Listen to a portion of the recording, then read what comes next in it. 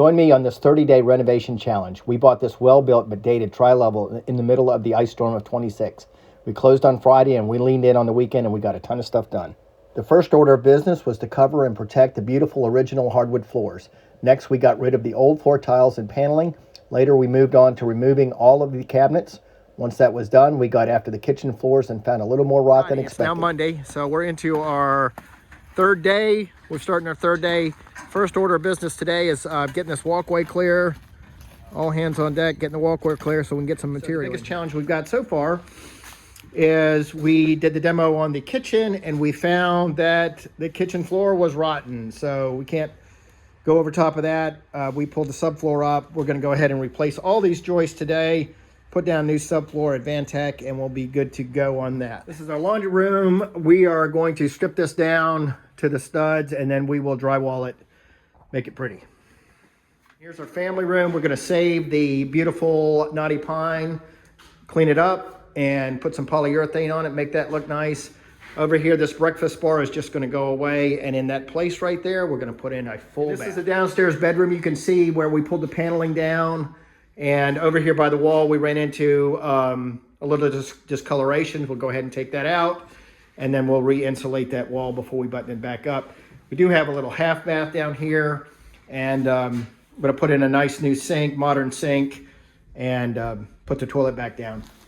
This is a 1960s house, and what we're finding up underneath the carpet is the hardwood floor is in pristine condition. So for right now, we're gonna leave the carpet down and do a lot of the renovation. And then when we get closer to the end, we'll pull the carpet up, refinish the floors, and we should be in great shape on that. Okay, and this is a 60s bathroom. It is horrible because it is narrow. It is cramped.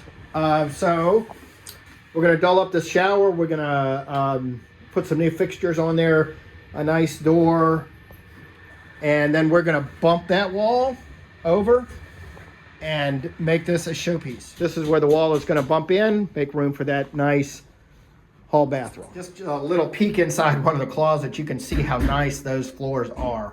I cannot wait until we pull this up, clean the floors, and refinish them. All right, so we're about halfway through day 3, and this is kind of the progress we're making.